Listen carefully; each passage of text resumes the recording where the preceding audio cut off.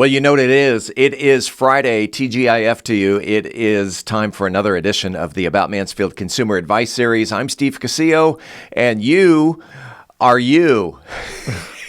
And right over there is Phillip Washington Jr., and he is he. Hey, you know what today is?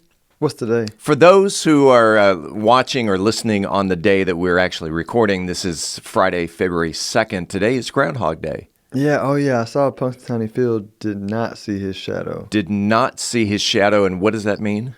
Spring is going to be early, I think. Oh, okay.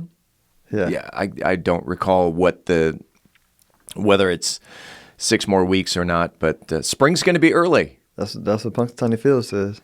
You know, Punxsutawney Phil has an accuracy rate of 40%. Sounds about right.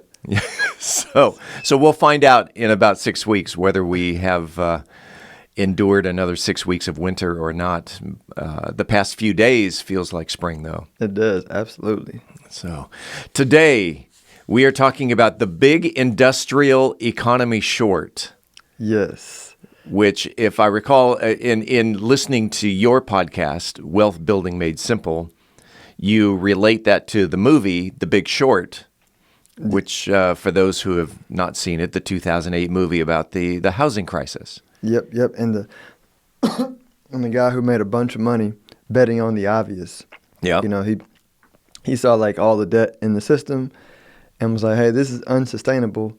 So I'm just going to be patient. I'm going to buy these contracts that pay out when these promises like that can't be paid finally are recognized that can't be paid. And he like cleaned up like a lot of money. People go, oh, he was so smart. I was like, it's less, he is super smart. Like he's literally like a super smart like degree. I don't know what it, but he's super smart. Yeah. But intelligence is really just the ability to keep an open mind with the current data, right? I think a lot of people are not aware of like Einstein, like these super smart people. They're just insanely curious, meaning once you get to a point to where you have an image of the world that you are married to and it's unchangeable, then literally you become less intelligent because you've blocked the flow, like you have a mental block. And so like new information comes in and you go, oh, that's not true because what I know is true. Well, cool. Like stay at that mental level. So curiosity, just ask a lot of questions. Ask a lot of questions, keep an open mind, right? Now, some people go, well, how do you not get confused on all the new information because there's always new information? Well, you want to understand principles because principles are timeless and they work across domains, right? That's why a lot of these super smart people understand energetic laws or thermodynamic laws because like the laws of energy like make up everything and like atoms, the universe, economies, they all work the same way. It's the same system rebuilding itself over and over. Humans, markets, they all have the same internal process. So if you can understand the laws of energy, which makes up everything, then you can go, all right, I'm looking at this and does it line up with the laws of energy? And if it doesn't, then it's probably like a man-made law, which has a decaying factor. You mentioned the principles. Give me some examples. Like so here's an example. So, and you and I were talking about this, like a closed system. A system that is closed is going to decay over time. A system that's open expands. So you take like money, right? Like I looked at my account this morning. I can only transfer up to $10,000 from a given time, right?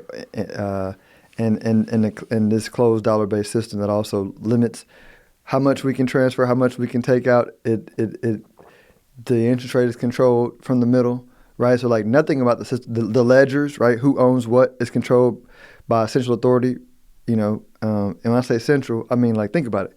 12 central bankers, control the value of money that billions of people transact on like every single day. It's a very closed system. The value of money, the value of the dollar. The value of the dollar, yep. Right, because there's more than just the dollar when it comes to money. 100%. Yeah. Yep. But if you're like if you believe, we live in a free system, so if you believe that the dollar is money, right? Right. Then that's where the problem comes up, right? Versus an open system, which like the world is an open system. So like if you open your mind, go back to intelligence. If you open your mind and you go, oh, the dollar's not money. Money is value, right? Money is value. So I'm going to follow value. I don't care if I'm investing in a seashell, a shoebox, a digital currency. Like if it represents the laws of energy, if it's an open system, if it's scarce, or if it's an open system and it's something that people are gonna, and it's a free system, right? People are gonna follow that, right? And in a world where everybody operates on belief, Yeah. right? If there's like this new idea about money that people have gravitated towards around money, like a free system, a free society, a free economy, a decentralized system, not controlled by a centralized group of people.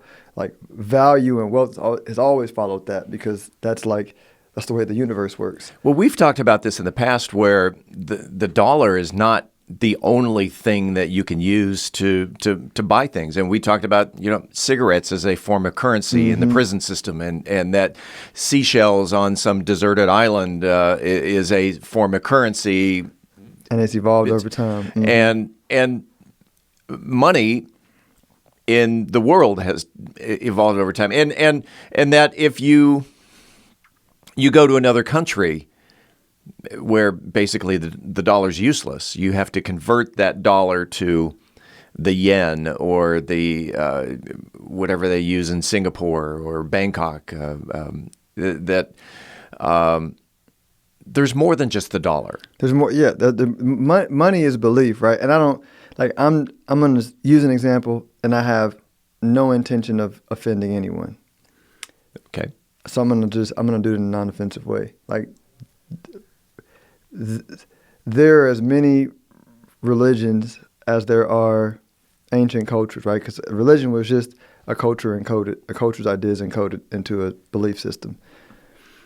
And so, we get to choose what religion we believe in. But there's people that still believe in certain religions that were there 500 years ago, and so they can't do certain things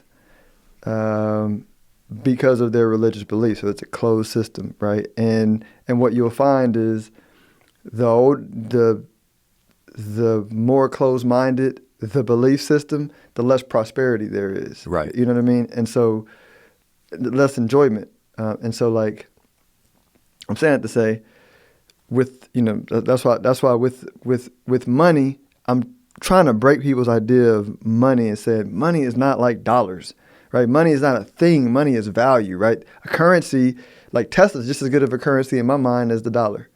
Not probably better from store of value, but I'm saying it's the dollar has no moral authority, to me over that than that, right? Right. There's some cool video game studies where in-game currencies where people will trade different a natural economy forms in games that was not intended by trading different items in the game. And so intuitively as humans, we understand that whatever central authorities say is money is not money, right?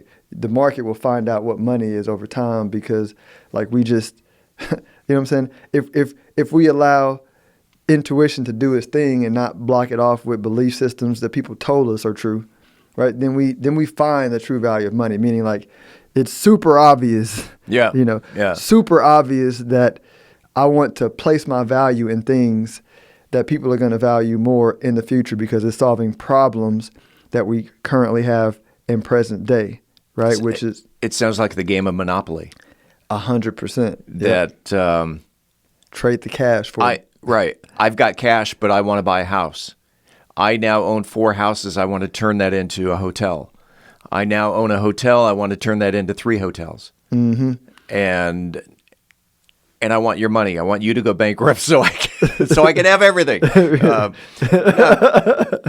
Yeah. I'm sure there's enough for everyone to go around. Your monopoly has a fixed supply of money. In the real world, money is always increasing. But yeah, so but yeah, I mean that's the point. And that's so like breaking the idea that like there's this industrial economy idea, and that's the way the world's going to be like forever, right? I think you first got to break that, because I was talking to a buddy of mine that says, "Oh, the money's going to move to China," and I was like, "No, China was just a copycat U.S." Meaning like China did the industrial economy thing. They just did it faster in a shorter period of time, and they overloaded their country in debt, right?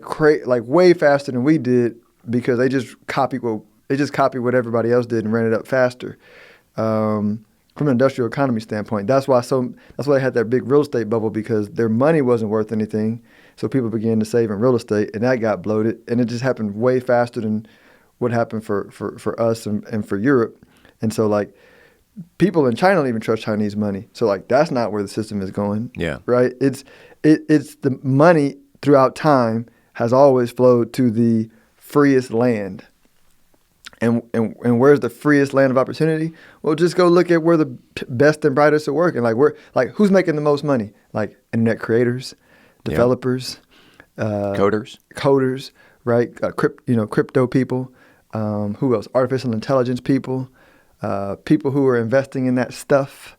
People who are investing in the future. People who are investing, and that's always been the case since the beginning of time, because, again, energetic law is energy is always expanding, right? Energy is always finding, like if you want to say, what is the theme of evolution? Evolution is, I take a mass, and if that mass can use energy more efficiently, it evolves, right? That species evolves because it can use less mass for the same output of energy, right? Or input more energy from the same output of mass. Yeah. That's what we do as humans. In the minute or so that we have left, you want to recap, or do you want to add anything before we say goodbye? I think the big thing is if you really want to understand where the world is going, like just push the reset button on all of your thoughts and ideas. Open your mind to like what's happening right now, because like if you don't, like Americans no longer have privilege being Americans, right? Like because like the world is open with technology and with money, and just like people can still believe in a religion that's 500 years old and it traps them in a certain lifestyle, like that's going to happen right now to people that are saying, "Oh, this is America and this is how it's always going to be." Nah, it's changing. Like just go look at who's making money and look at what they're doing, and it's right in your face. This is not like predicting. Like, this is happening right in your face. My takeaway is be curious, ask a lot of questions. Absolutely. That is Phillip Washington, Jr. We do this every Friday. This is the About Mansfield Consumer Advice Series. Phillip, have a great weekend. Let's do it again next week. Thanks, you too, Steve.